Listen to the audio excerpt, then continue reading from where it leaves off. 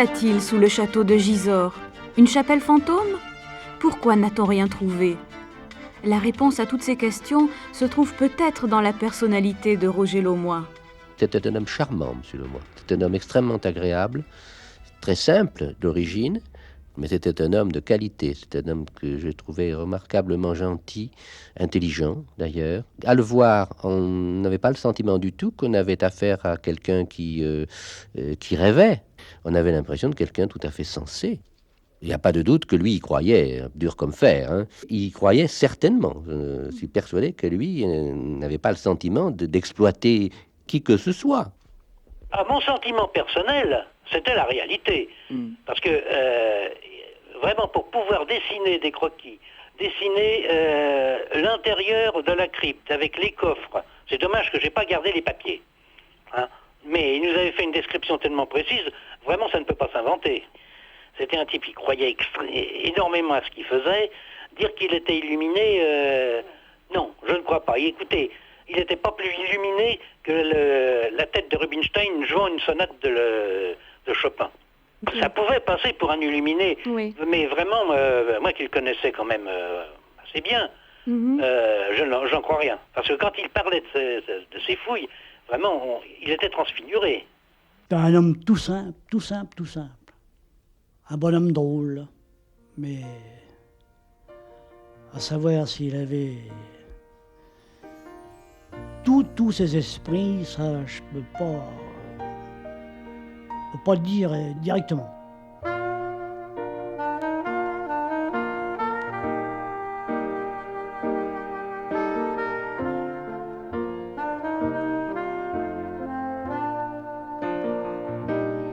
Ces quelques impressions en vrac brossent un portrait assez complexe de Roger Laumois.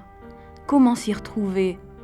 Quelque chose peut nous aider à comprendre la personnalité de l'ex-gardien. La lettre adressée au général de Gaulle, conservée soigneusement par André Astou. Cette lettre, nous l'avons soumise au Centre national de psychographologie. Voici quelques extraits significatifs de cette analyse, menée par Agnès Bourgeois et son équipe. L'écriture traduit un mélange d'amabilité, un souci de l'effet produit, le désir de plaire, ainsi que des réserves, des reprises brusques, une crainte anxieuse du détail. Sous l'apparente conformité, il y a le souci de se justifier, le plaisir de la discussion par goût de s'opposer.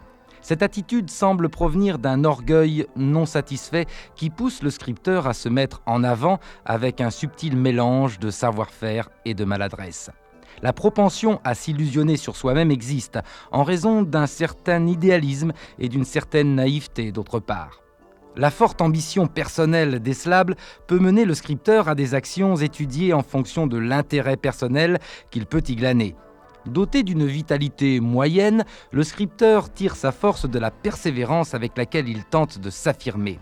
Avec ténacité et entêtement même, il s'accroche à son idée. Des signes de fatigue apparaissent à côté d'un déterminisme de fond qui peut mener jusqu'à un investissement de soi à contre-courant.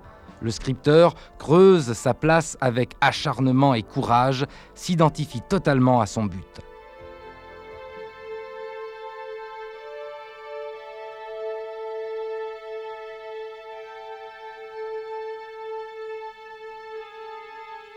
L'analyse graphologique dresse le portrait d'un homme qui a pu tout inventer. La chapelle, les sarcophages et le reste.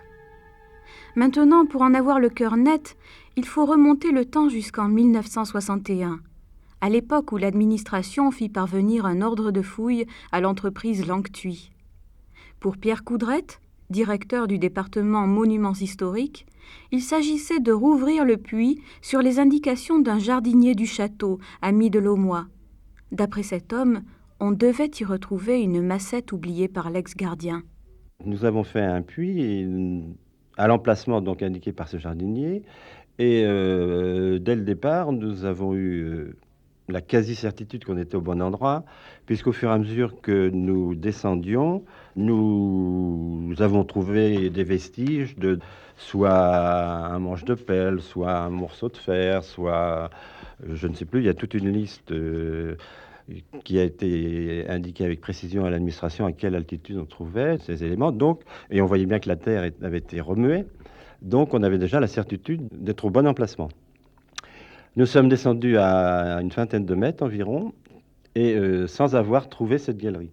Alors on commençait à s'interroger, et finalement, à force de chercher entre 15 et 20 mètres, nous avons trouvé cette galerie intacte, c'est-à-dire qu'il n'y avait pas d'éboulis.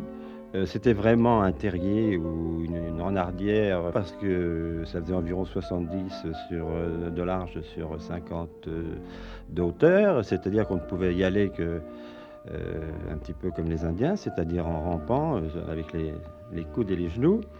Et nous sommes 3 personnes à être descendues avec, il faut le reconnaître a posteriori, un peu d'imprudence, parce que nous nous sommes dit à l'époque, bon, ça ne s'est pas éboulé depuis 10-12 ans que ça a été fait, pourquoi ça s'éboulerait? Il aurait pu se faire que le fait de le mettre à jour et d'amener de l'oxygène, ou notre respiration, ou des chocs quelconques, l'effet ébouler. Bon, peu importe, nous l'avons fait à l'époque. Donc, au bout de cette galerie, qui faisait environ 9 mètres, naturellement, qui était une galerie pas rectiligne, naturellement, parce que c'était fait un petit peu à l'emporte-pièce, et avec les moyens du bord de M. Lemoine à l'époque. Et au bout de cette galerie, nous avons trouvé ce fameux puits, un nouveau puits de 4 mètres de profondeur environ, mais qui lui-même était très, très petit de circonférence.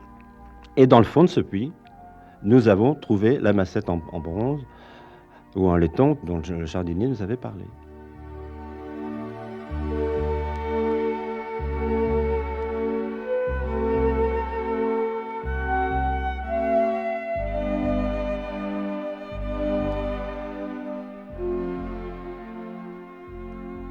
À la suite de ça, nous avons quand même informé l'administration qui suivait les travaux même au jour le jour, de façon à que nous puissions lui faire un rapport détaillé. Et nous l'avons informé de la découverte. Bon, ils nous ont demandé d'essayer soit d'enfoncer une baramine, c'est-à-dire une grosse barre de fer pour voir si justement on trouvait cette fameuse salle dont M. Lemoine avait parlé, où il y avait, paraît-il, ces coffres, ces statues, enfin ces trésors. Et premièrement, c'était très difficile d'enfoncer quelque chose parce que, étant donné l'étroitesse de ce puits, il aurait fallu travailler bientôt comme des chauves-souris, c'est-à-dire à l'envers de notre position normale d'un homme. Mais nous avons réussi quand même à enfoncer, et on trouvait le terrain naturel et non pas de la pierre. Donc un terrain naturel, de la marne, qui n'avait pas été remué. Monsieur Pierre Coudrette, votre témoignage est important parce que je crois qu'actuellement vous êtes le seul à avoir vu ce puits et à pouvoir en témoigner. C'est un fait, oui. Malheureusement, le chef de chantier et l'ouvrier qui m'avait accompagné dans cette galerie sont maintenant disparus en fonction de leur âge. Et je peux dire que maintenant, je suis le seul. Je cherche mes mots pour bien faire comprendre ce que je veux dire. Il existe peut-être, c'est dans les choses possibles, qu'un trésor des Templiers soit au château d'Yzeure. Mais à l'endroit où M. Lemoine l'a décrit, étant donné que, à la suite des fouilles dont je viens de parler, j'ai moi-même vu de mes propres yeux le fond sans salle et sans possibilité de salle, je puis certifier qu'à cet endroit-là, il n'y a pas de trésor.